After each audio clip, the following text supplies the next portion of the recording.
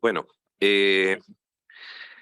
como les dije en la inauguración, no solo es muy grato volver a juntarse, sino que tengo la certeza de que es tan necesario para el progreso del conocimiento estas reuniones presenciales en que uno no apaga la cámara y se va a dar una vuelta mientras otros siguen conversando. Bueno, tienen igual la posibilidad de salir a darse una vuelta mientras yo hablo, pero eh, de verdad, en términos de eh, transmisión de evidencia, de discusión, de análisis, de generación de inquietudes y también de planificación de estudios, es muy importante en las reuniones presenciales. Espero que lo que logró el COVID no lo logre la viruela del mono, porque ahí tendríamos también para un buen rato más de seguir viéndonos a través de las pantallas. Mis filiaciones ya las dijeron, mis conflictos de interés son pocos, participo en algunos boards de distintas compañías farmacéuticas y recibo honorarios por charlas, no es el caso ahora, y como director de CIA Chile y Vila, son instituciones que reciben patrocinios por investigación y educación médica continua, pero no recibo auspicios para asistir a congresos ni participo en estudios clínicos patrocinados por la industria. Eh, ¿Qué tiene que ver esto con lo que voy a hablar? Es necesario que hablemos un poco de lo que ha sido la historia de la terapia. La historia de la terapia partió como monoterapia, como biterapia y después se estableció como terapia triple. Y dentro de la terapia triple pasó de los inhibidores de proteasa no potenciados a los no nucleócidos, a los inhibidores de proteasa potenciados, y desde mediados de la década del 2000 se instalaron los inhibidores de integrasa y la verdad no salieron más de la primera línea. Ya en el 2018 las guías americanas daban como opciones preferentes de inicio a los dos, a dolutegravir, en ese tiempo no estaba Victegravir, el Vitegravir y Raltegravir, los inhibidores de integrasa de primera, segunda generación, pero los existentes hasta el momento. IAS, el 2018 iba más lejos, incorporó Victegravir y dolutegravir en distintas combinaciones como únicas opciones preferentes. Estoy hablando del 2018. Si vemos cuál es la realidad actual de las últimas guías, la guía americana solo recomienda en primera línea Victegravir o dolutegravir en combinación con abacavir o con tenofovir, o dolutegravir solo con 3-TC.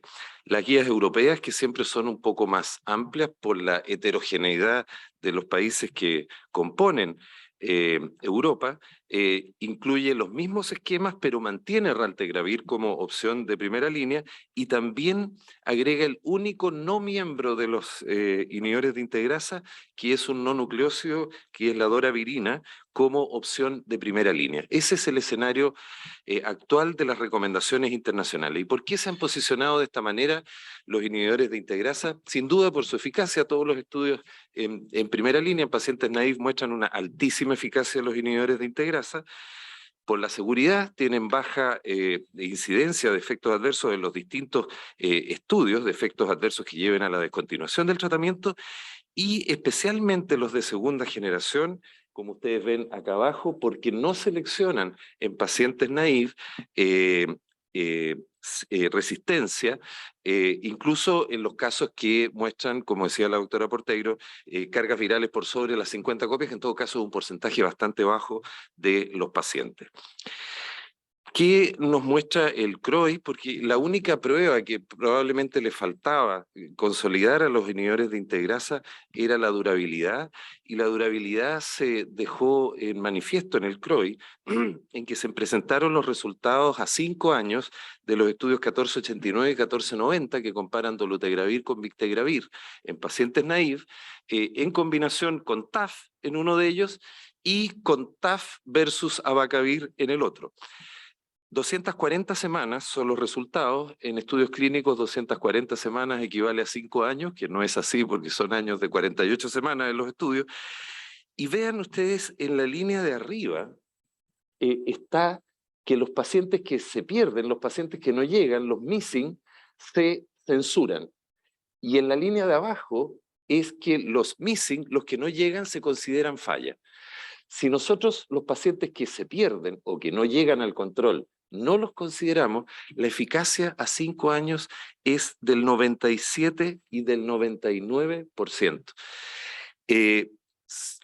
esta diferencia está dada por, ¿cómo llaman esto? La pérdida de la adherencia, el agotamiento de la adherencia, que va haciendo que pacientes vayan saliendo de los estudios, pero eso no le podemos echar la culpa a la droga, salvo que sea por efectos adversos, sin ninguna duda. Entonces tenemos eficacia, tenemos seguridad, tenemos poca probabilidad de seleccionar resistencia o ninguna, y durabilidad en el tiempo. Esas son las razones por las cuales los inhibidores de integrasa se han posicionado como los esquemas preferidos de segunda línea, y me refiero particularmente a los de segunda generación, Victegravir y Dolutegravir. Pero hay sombras, la doctora Porteiro lo insinuó. Estas son materias que no están resueltas. Los inhibidores de integrasa se asocian a un aumento de peso en el tiempo. La discusión que tuvimos con el doctor Posniak en el último Improving, algunos de ustedes se recordarán, en que él fue pero un acérrimo defensor que el aumento de peso era el retorno a la normalidad, la no administración de antirretrovirales que hacen bajar de peso como tenodisoproxil o efavirenz, y el ambiente obesógeno que se ha instalado en el mundo actual. El hecho real es que lo que se planteaba, que el aumento de peso era solo en las primeras semanas o en los primeros 2 años, no es así, y continúa un aumento de peso en los años siguientes, e incluso después de la semana 144, después de los 3 años. Y ese aumento de peso se da en ambos brazos, llega en promedio a 6 kilos, en comparación de Victegravir y Dolutegravir. Ustedes ven, esto era a la semana 144, que es lo que está publicado, esto se presentó recién en el CROI, por lo tanto no está el análisis detallado, 4,1 versus 3,5, y en el otro 4,4 versus 5 kilos.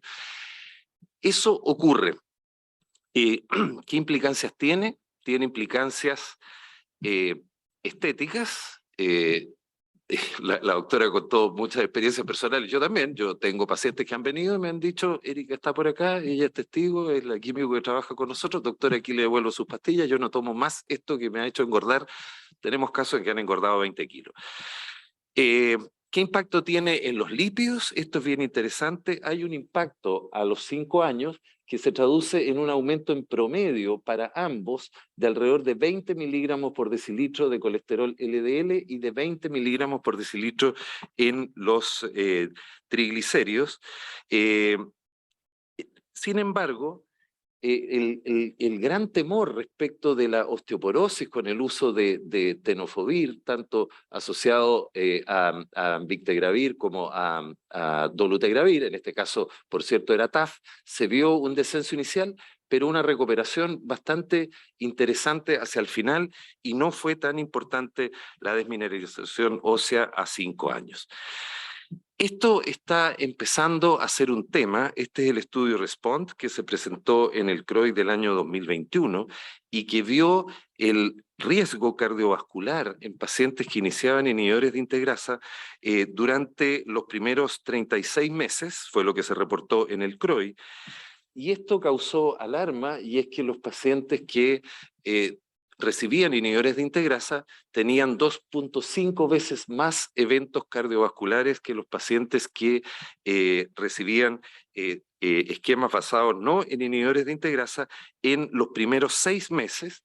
Posteriormente eso perdía significación estadística, pero la volvía a recuperar, aunque a rangos menores, hasta los 24 meses, y después ese riesgo bajaba.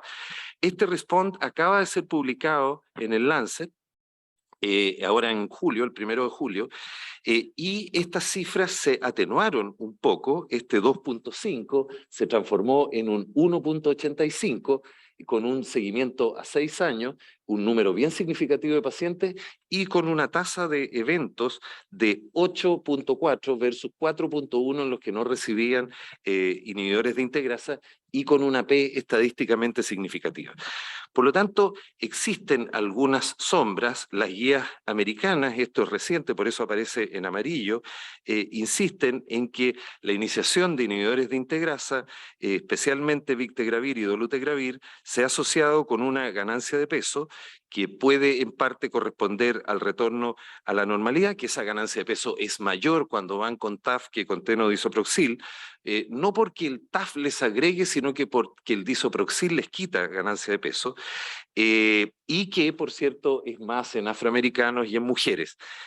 Sin embargo, en las recomendaciones no aparece nada respecto de riesgo cardiovascular e incluso se menciona que su perfil lipídico, su impacto en el perfil lipídico es favorable. El riesgo cardiovascular es un tema que, como decía muy bien la doctora Porteiro, nos tiene que preocupar. Probablemente en algún minuto de nuestra vida todos vamos a tener algún evento cardiovascular. El punto es que hay alguna evidencia reciente preocupante y es que esto es particularmente importante en mujeres, incluso más que en hombres, y que las mujeres en terapia antirretroviral están más expuestas a eventos cardiovasculares que los hombres que viven con VIH, particularmente más infarto del miocardio, más enfermedad arterial periférica y que probablemente aquí hay un factor, que los factores de riesgo cardiovascular son peor manejados en mujeres. Y cosas que son bien relevantes es que anatómicamente observan más placas en mujeres que en hombres y muy relevante, hacen más eventos cardíacos sin elevación de ST y en los cuales no se hace coronariografía de urgencia como es la práctica habitual. Entonces, ojo con las mujeres, ojo con el riesgo cardiovascular.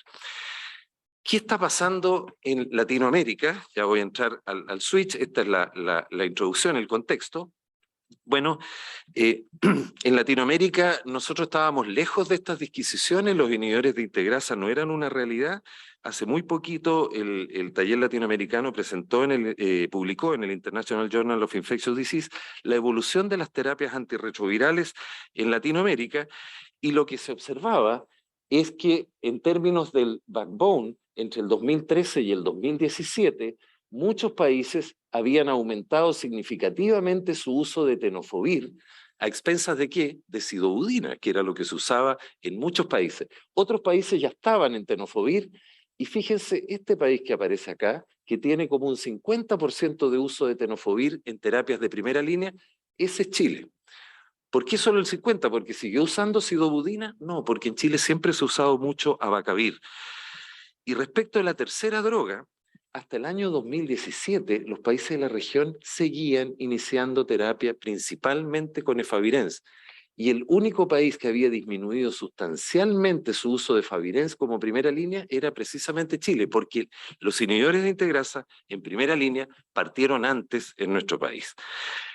¿Cuál es la realidad? Y este es claramente un spot publicitario y un intento motivacional. Desde el taller latinoamericano estamos recolectando esta misma información para ver todo este periodo de la pandemia y pospandemia. Y les puedo dar datos de mi hospital, agradecer de paso a Daniela Frede y a Erika García, que son parte del equipo que seguimos ingresando datos y recolectando información. Y fíjense lo que teníamos en mi hospital. Este era el uso de fármacos el año 2018. Teníamos en cuanto a backbone similar a abacavir, tenofovir, disoproxil, muy poquito TAF. Y actualmente los inicios de terapia siguen siendo mayoritariamente abacavir, 55%, 38% TDF y un 5,9% TAF. ¿Por qué tanto abacavir?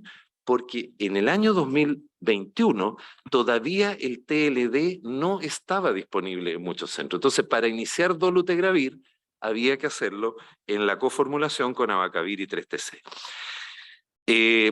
Esta era la distribución.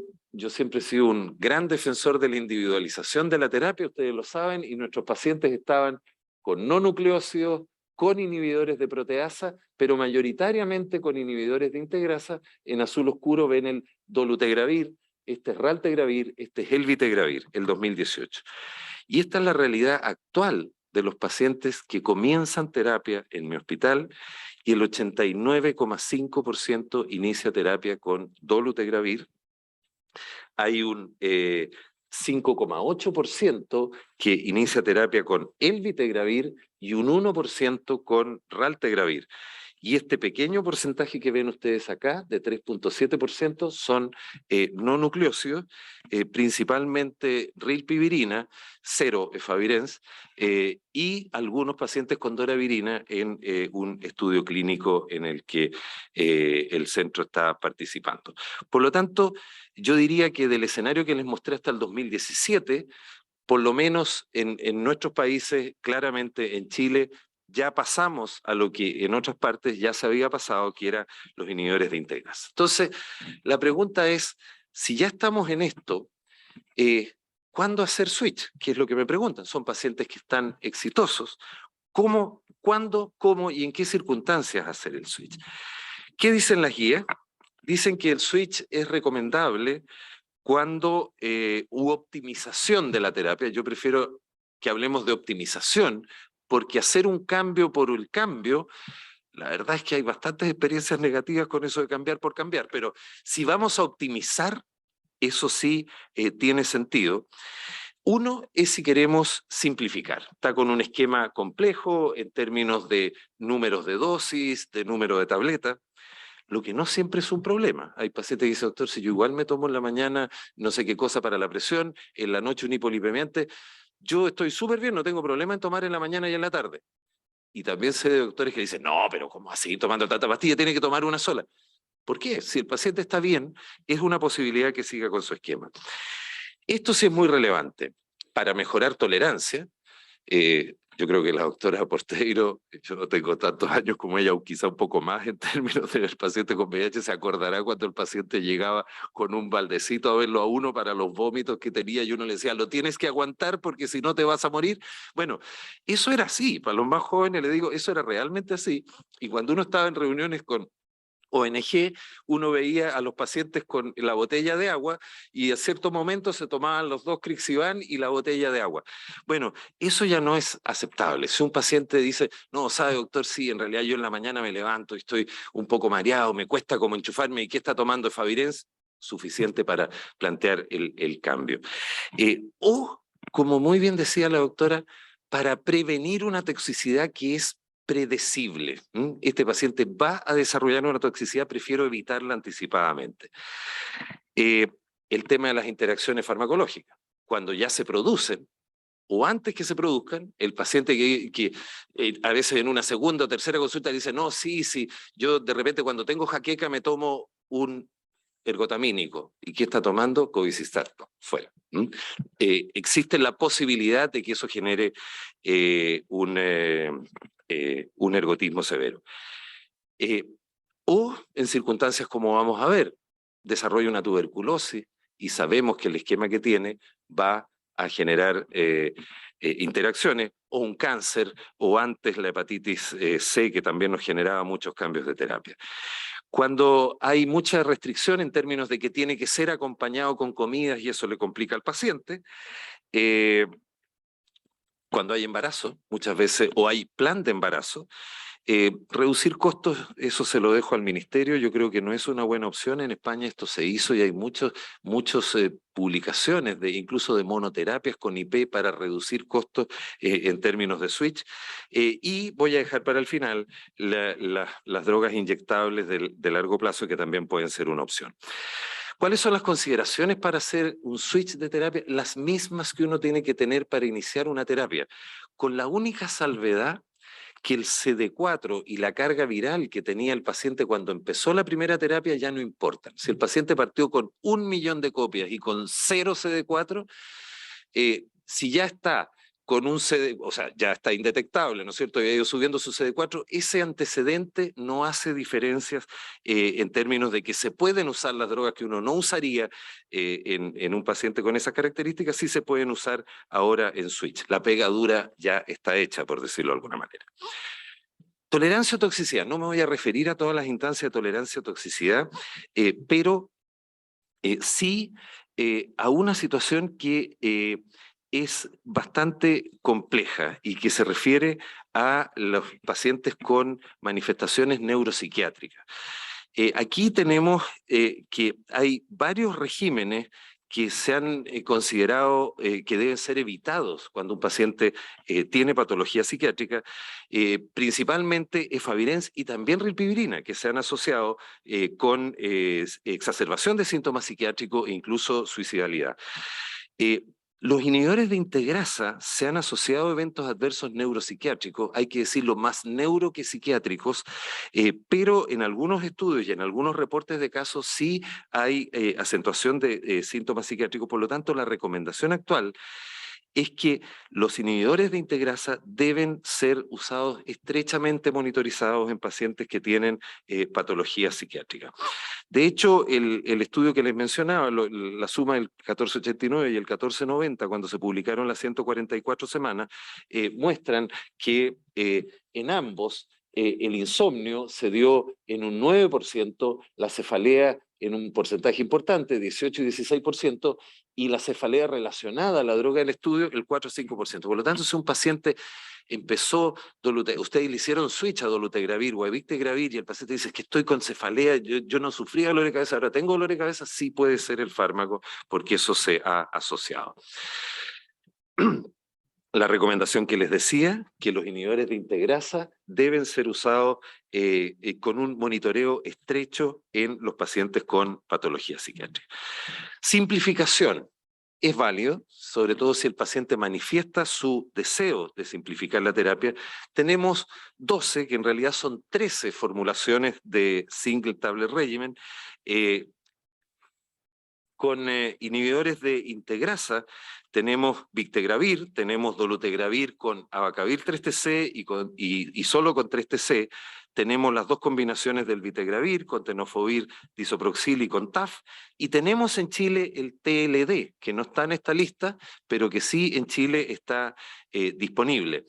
Tenemos con no nucleósidos, por cierto, tenolamivudina, doravirina, el famoso atripla, el tenolamivudina efavirenz en dos presentaciones, con efavirenz 600 y con efavirenz 400, y la rilpivirina, tanto con disoproxil como con TAF, y uno inhibidor de proteasa en single tablet regimen, que es la combinación de TAF con FTC y darunavir covicistat. Siempre al hacer un cambio por simplificación se debe considerar y analizar con el paciente que todo medicamento, aún los más seguros, se pueden asociar a reacciones adversas. Uno no le puede decir, mira, no, te voy a cambiar y esto es una pastillita, esto tiene que decir, este es un medicamento nuevo y tú puedes tener efectos adversos. Pues lo estamos simplificando, no lo estamos cambiando por tolerancia o por toxicidad. Sobre todo que el esquema actual está siendo bien tolerado y lo estamos cambiando por otra razón. Evitar interacciones o asociación con alimentos. ¿Cuáles requieren alimentos? Los busteados y la rilpivirina, para simplificar. Todos los que van con covicistat, bueno, el vitegravir, no así, darunavir también, atazanavir particularmente, y rilpivirina requieren dosis con comida. Si el paciente tiene irregularidad en su alimento, puede ser una consideración. Y está el tema dentro de las interacciones, más que las interacciones a nivel de excreción, a nivel de absorción. Cuentos de la vida real, pacientes que hemos tenido con rilpivirina, que tienen Helicobacter pylori, que tienen patología péptica importante, y que hay que cambiarle la rilpivirina. La rilpivirina no se puede usar con inhibidores de la bomba de protones, y el Helicobacter pylori, conseguir bismuto es big deal. Incluso los esquemas triples con omeprazol ya están como cuestionados y ya están los cuádruples esquemas asumiendo la primera línea. Por lo tanto, es una buena razón para hacer un switch o incluso un switchback al esquema previo. Todo lo que es el metabolismo del citocromo 3A4 y, por cierto, la excreción renal y los transportadores catiónicos del riñón, que también generan interacciones. En términos muy generales, ¿cuáles son los medicamentos seguros en términos de metabolismo hepático? Por cierto, todos los nucleócidos, los inhibidores de integrasa de segunda generación y el riltegravir, no así el elvitegravir porque va busteado, y la doravirina, que es bastante neutro en términos, o completamente neutro en términos de interacciones. Y a nivel renal, ustedes saben que existen dos transportadores, uno de entrada al túbulo y uno de salida hacia la orina, y que metformina requiere de esos dos transformadores para ser eliminado. Además, creatinina depende de los CT2, y los que inhiben el CT2 hacen subir artificialmente la creatinina en sangre, pudiendo interpretar, y los nefrólogos créanme que lo interpretan así, que el paciente está deteriorando la función renal, e incluso en algunos casos, más allá de hacerle una cistatina, hay que hacerle un holiday para demostrarle que la función renal no se ha deteriorado. Dolutegravir y Bictegravir, más Dolutegravir que Bictegravir, inhiben el OCT2 y por lo tanto aumentan los niveles de metformina, y no hay que olvidarse que Covicistat también aumenta los niveles de metformina, inhibiendo el otro transportador, por lo tanto, la combinación de Bictegravir con Covicistat genera también, al igual que el Dolutegravir, un impacto en la metformina, y la recomendación actual es que estos esquemas que contienen Covicistat o cuando se usa Dolutegravir o Bictegravir, hay que monitorear estrechamente los efectos de la metformina, y si uno va a iniciar metformina, partir con la dosis más baja posible e ir titulando la dosis. Esa es la recomendación que está acá, y no voy a insistir porque voy un poco atrasado. Tuberculosis es un tema, un temazo. Sabemos que hay fármacos que no se pueden usar cuando uno usa rifampicina. Cuando uno asiste a los congresos afuera, todos dicen, no, pero rifapentina, rifabutina, pero en la práctica para nosotros es rifampicina lo que tenemos que usar. Y los que están contraindicados son cabotegravir, inyectable, Elvitegravir, Covicistat y Bictegravir, que están formalmente contraindicados en tuberculosis. ¿Qué inhibidor de integrasa podemos usar? Dolutegravir, podemos usar Raltegravir, y podemos usar Efavirenz, que también se puede usar y se ha usado históricamente en tuberculosis. Con rifabutina, Dolutegravir no tiene interacciones. Estos son los estudios que han demostrado que no hay una menor eficacia de Dolutegravir en pacientes que están tomando rifampicina, siempre y cuando se duplique la dosis de Dolutegravir, que es la recomendación actual en base a niveles plasmáticos. Con embarazo o plan de embarazo no me voy a referir muy en extenso, pero son distintos los backbone que están aceptados, están todos, abacavir, TAF, tenodisoproxil, por lo tanto no hay una razón específica para cambiarlo por esta razón. Entiendo que Dolutegravir 3TC no se ha aprobado en embarazo, no sé si está aprobado actualmente, lo confieso humildemente. Dolutegravir es una droga aprobada en embarazo, aprobada en plan de embarazo. Los resultados iniciales del CEPAMO se desvirtuaron y las tasas de malformaciones del tubo neural fueron similares a los otros. Y Raltegravir, que sigue siendo aceptado en embarazo. Y también los inhibidores de proteasa, tanto Daruna como Atazanavir. Tipos de switch con evidencia, voy a pasar muy rápido los estudios. ¿Cuánto tiempo me queda, Jaime? 0. No, 5. ¿Qué tipos de switch podemos hacer? Dentro de la misma familia, switch de nucleócidos, de tenofovir, disoproxil o abacavir a TAF, hay estudios que lo avalan.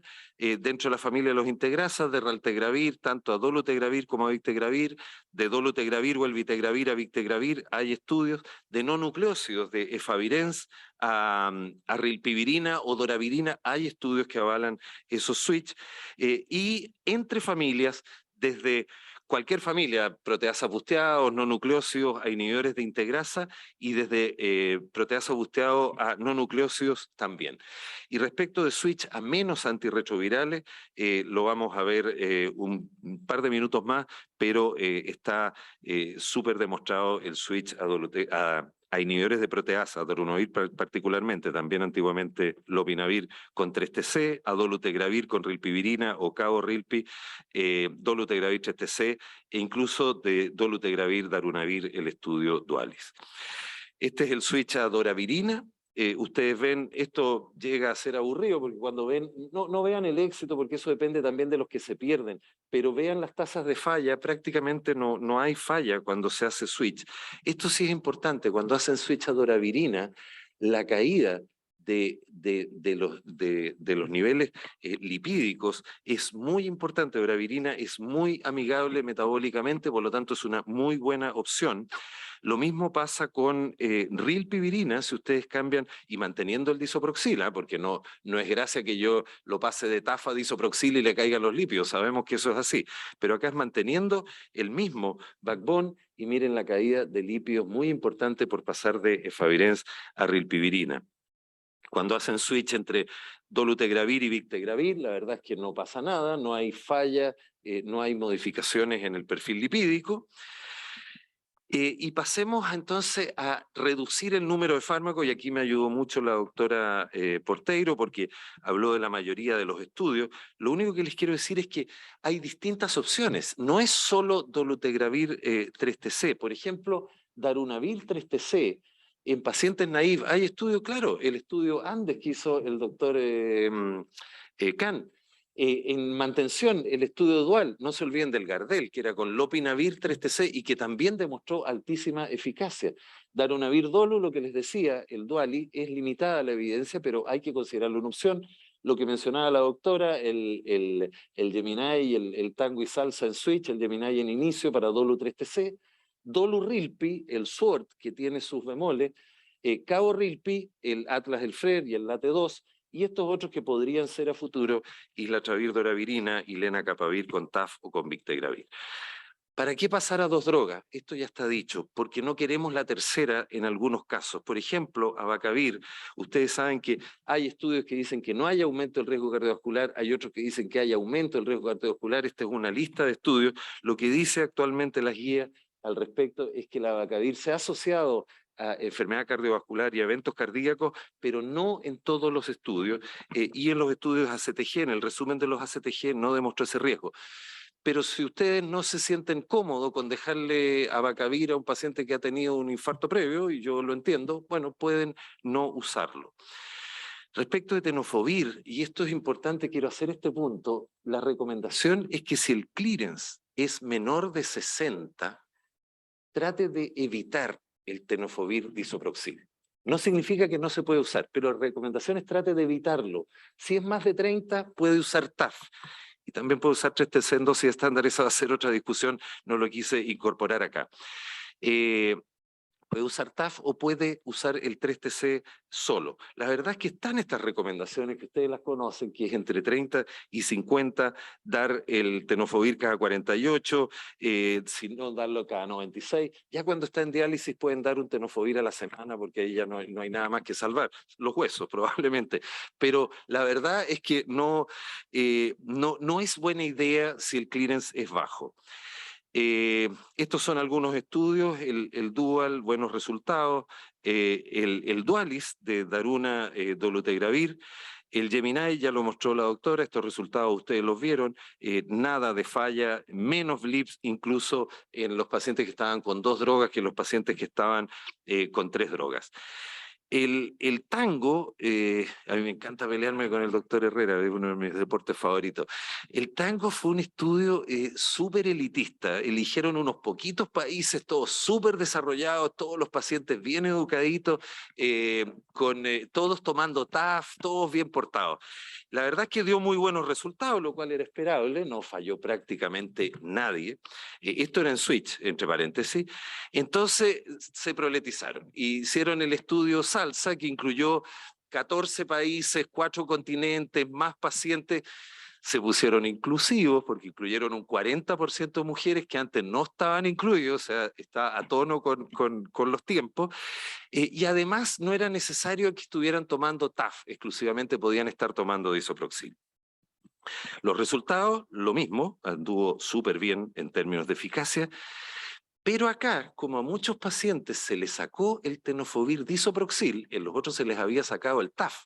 Y al sacar el TAF, podía bajar de peso o no pasar nada. Pero acá les sacaron el disoproxil. Y aquí sí subieron de peso. Y eso se ve claramente respecto del aumento de peso de los que seguían con su terapia, que podría ser la tendencia obesógena, llamemos de 0,6, subió a 2,1, cosa que no había ocurrido en el tango, en que el aumento había sido de 0,8, bastante parecido a esto, porque los pacientes habían salido de TAF, aquí salían de disoproxil.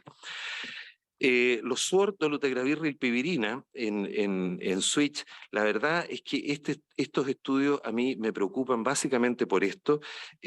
Al usar en conjunto dolutegravir con rilpivirina, la tasa de eventos adversos fue de 4,1 en la fase inicial para la terapia dual, digamos, respecto de 0,6, los que seguían en el esquema habitual, y cuando se pasaron todos a este esquema, hubo 39 eventos adversos. En total, 49 de 990 pacientes presentaron eventos adversos a la semana 100, vale decir un 5%, y 17 fueron psiquiátricos. Así que esta combinación a mí en particular me merece algunas dudas. Y respecto de la última razón para cambiar, que son los inyectables, acá tenemos el LATE-2, los voy a pasar muy rápido. El LATE-2 que muestra, a ver, aquí no son de inicio porque todos llevan una fase de inducción, pero muestra alta eficacia de la administración cada 8 respecto de la administración cada 4, pero la verdad es que esa alta eficacia se debe a que en los que estaban cada 4 semanas no falló ninguno, pero se aburrieron muchos y se perdieron de seguimiento. En cambio, en los que se administró cada 8 semanas, fallaron unos pocos, pero se aburrieron muchos menos. Por lo tanto, es difícil decir que cada 8 semanas es mejor que cada 4, a lo mejor en términos de adherencia. Y los Atlas y FLAIR que básicamente muestran muy buenos resultados. El FLAIR fueron pacientes con una corta inducción que después se pasaron al inyectable, todos con Lidin, que es algo que actualmente se está reanalizando, y en cambio el Atlas eran pacientes que ya venían tratados y ustedes ven que muy baja tasa de falla virológica, y cuando se hizo el 2M, que era pasar randomizadamente a cada 2 meses, se observa básicamente lo mismo, algunos casos de falla cada 8 semanas y más retención en tratamiento, con alguna aparición de resistencia también. Para terminar, ¿cambiar o no cambiar? La verdad es que sí, tenemos herramientas para cambiar, pero antes de optimizar la terapia hay que tener algunas consideraciones. Si la terapia actual es exitosa, ¿es necesario cambiarla? No sé si está el doctor Zamora aquí de mi centro. Y el doctor Herrera también de mi centro. La mayoría de mis infectólogos diría sí, hay que ponerle una terapia más nueva. Yo digo no, si el paciente está bien, conversarlo, decirle mira, estás con esto, te puedo pasar una tableta, puede pasar esto, puedes tener cefalea, puedes subir de peso, y conversarlo con él, para que pueda, oiga, ¿para qué me cambió a esto si mire lo que me pasó? Que es la minoría de los casos, pero puede ocurrir. Es fundamental asegurarse la mantención de la supresión virológica. Si voy a hacerle un switch a un paciente que está con éxito virológico y me va a fallar, la verdad es que no lo estoy haciendo muy bien.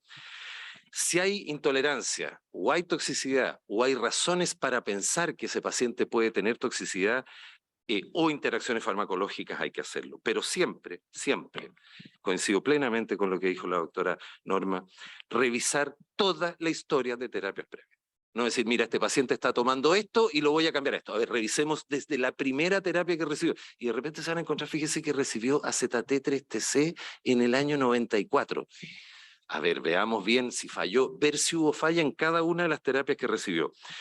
Ver la intolerancia. El paciente puede haber estado en integrasa y haber tenido una elevación sintomática de la creatina quinasa y no lo vamos a volver a integrasa. Analizar los genotipos, por cierto, revisar todas las comorbilidades, especialmente cardiovasculares, perfil lipídico, función renal, ver si tiene microalbuminuria, crea en sus controles, historia de fracturas, muy importante, patologías pépticas que puedan requerir inhibidores de bomba de protones, historia de hepatitis B, fundamental.